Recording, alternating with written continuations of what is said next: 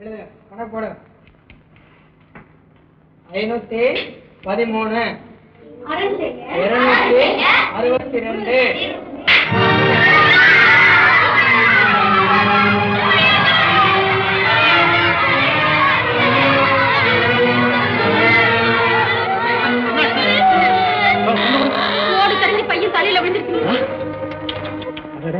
பெரிய காயமா இருக்குங்க.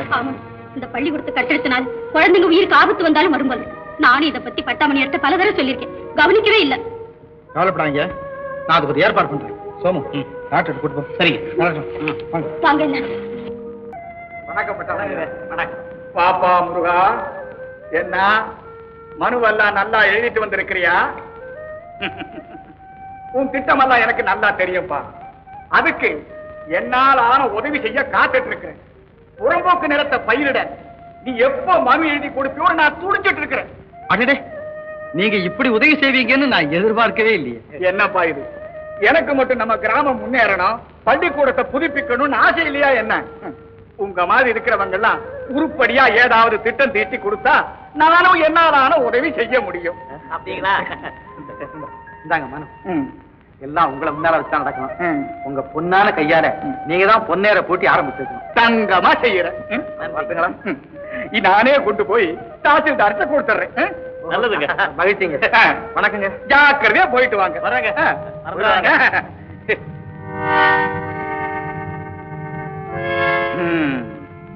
புறம்போக்கு நிலத்தை வயலாக்கி பள்ளிக்கூடத்தை புதுப்பிச்சு ஒரே சமயத்துல ரெட்ட புகழ் அடைய இவனை நான் விடுவேனா? இந்தப்பா முருகா, புறம்போக்கு நிலத்தை பொறுத்த வரைக்கும் தற்சமயம் உன்னுடைய திட்டம் நிறைவேறும்.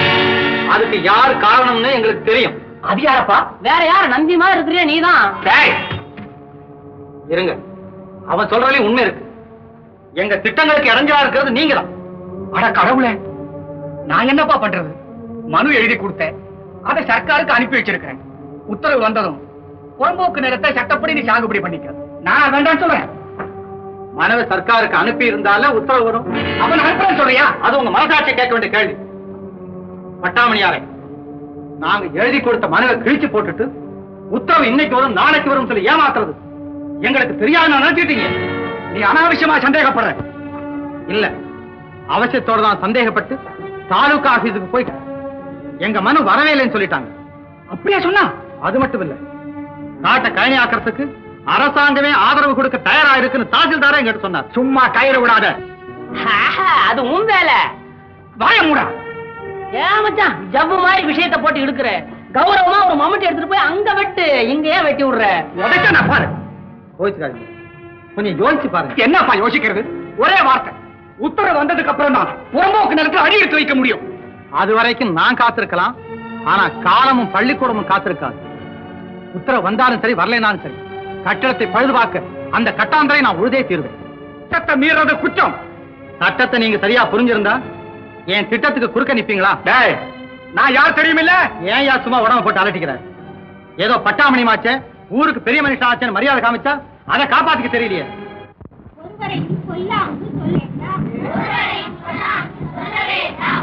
மாதாவை ஒரு நாளும் மறக்க வேண்டாம்.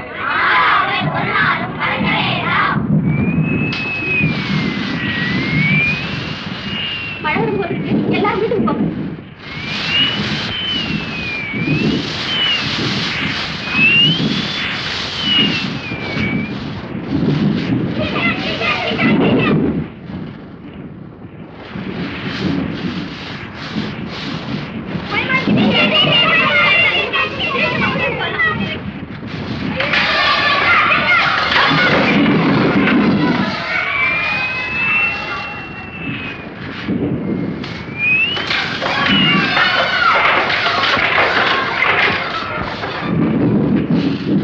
வாங்க வாங்க எல்லாரும்.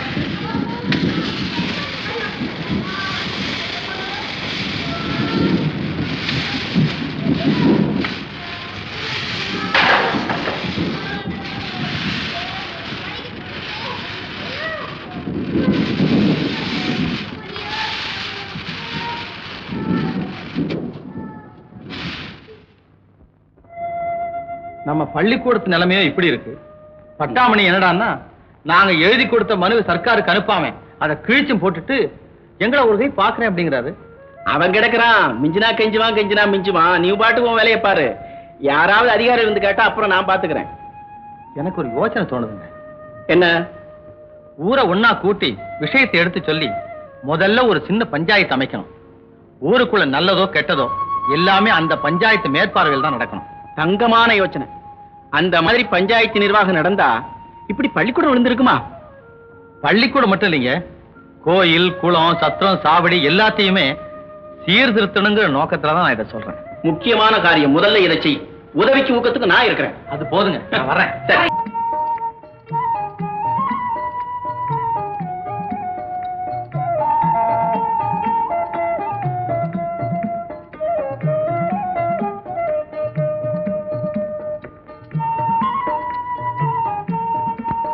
ஏன் வெக்கப்படுற? தான் ஜாமியம். நீங்களா? என்ன தைரியம்?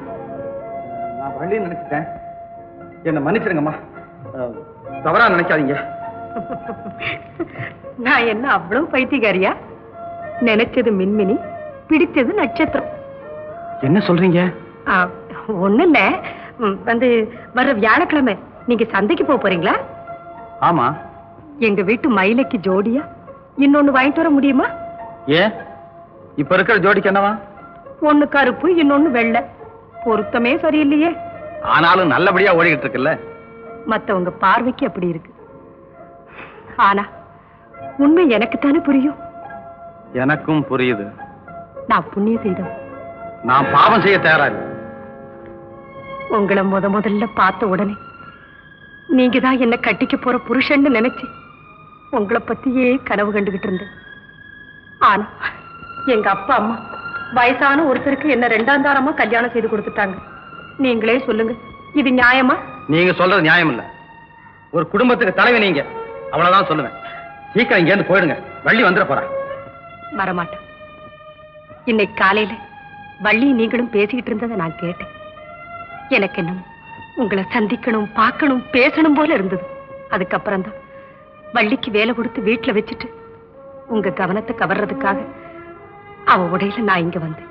நீங்க பேசுறது முறையா சரியான நீங்களே நினைச்சு பாருங்க. இதையெல்லாம் நினைச்சு பார்த்து என் மனசோட நான் எவ்வளவு போராடி இருப்பேன்னு உங்களுக்கு தெரியுமா? பாருங்க, நல்ல சிவன் குடும்பம் நல்ல குடும்பம். அந்த குடும்பத்துக்கு உங்களால கலங்க ஏற்படக்கூடாதாமா. இந்த புத்திமதிகளை கேட்கவா நான் இங்க வந்தேன்? நான் சொல்றதை நீங்க கேட்டுதான் செய்யணும். நீங்க என் அத்தை, அதை மறந்துடாதீங்க. இல்ல, நான் உங்க கமலம், உங்க கமலமா? என்ன இது? கடைசியா சொல்றேன், இதோட நீங்க திருந்துங்க, இல்ல உங்க வாழை வீணாயிடும். ஜாக்கிரதை. நில்லுங்க, நில்லுங்க.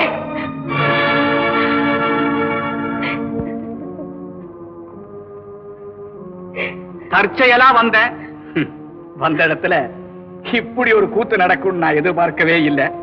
ஏமா, ஜோடி பொருத்தம் சரியா இல்லைன்னு மாடு நுகத்தடியில இருந்த கைட்டிக்க பாக்குதா? வயசு கோளாறு, உன்ன சொல்லி குத்தம் இல்ல, உலகம் கெட்டு போச்சு. பாவம் நல்ல சிவம்.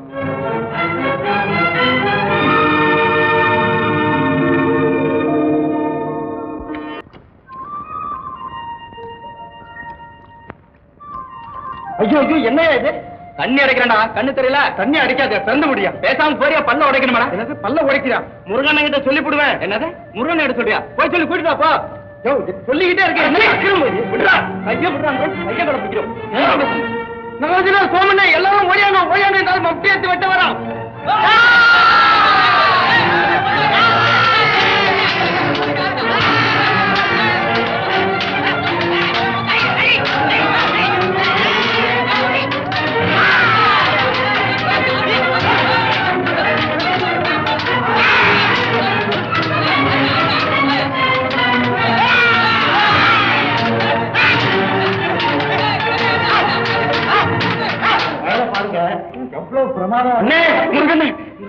மேலாண்டபுரத்துல இருந்து நம்ம வயல்ல பாஞ்சுக்கிட்டு இருந்த தண்ணியை தடுத்து நிறுத்திட்டானுங்க. நல்ல சிவத்தோட பண்ணையாளுங்க. அப்படியா? எப்படி நிறுத்தம்? அதுக்குள்ள என்ன அவசரம்? அதைத்தான் நானும் சொல்றேன். முருகா, வேலைக்காரங்களை கோவிச்சுட்டு என்னப்பா பிரயோஜனம்? அவங்கள இப்படி செஞ்சிருக்காங்க. நான் நம்ம தயாரால, நீங்க போய் சொல்றீங்க. என்னப்பா இது? ஒரு பெரிய மனுஷனை பார்த்து பொய்ன்னு சொல்லிட்டியே. சந்தேகம் இருந்தா அந்த கமலத்தை போய் கேட்டுப்பாரு. அவங்க கேட்ட நாங்க ஏன் போய் கேட்கணும்? ஏய் வா, மடையை திறந்து விடும் என்ன நடக்குது? ஏப்பா என்னம்மா இதெல்லாம்? தம்பி என்னப்பா வீண் தகராறு? நம்ம போய் கமலத்தையே போய் கேட்போம். நான் எதுக்கு மாவட்டு கேட்கணும்? நீ கேட்க வேண்டாம், நான் போய் கேட்கறேன். நீ அம்மா, வாப்பா. உனக்கு ஒண்ணுமே புரியாது மாமு. நான் சொல்லபடி கேட்கறியா இல்லையா? நீ வாப்பா.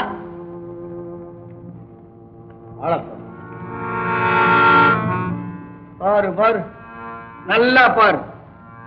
போ போ, உனக்கு பின்னாடியே நானும் அங்க வருவேன்.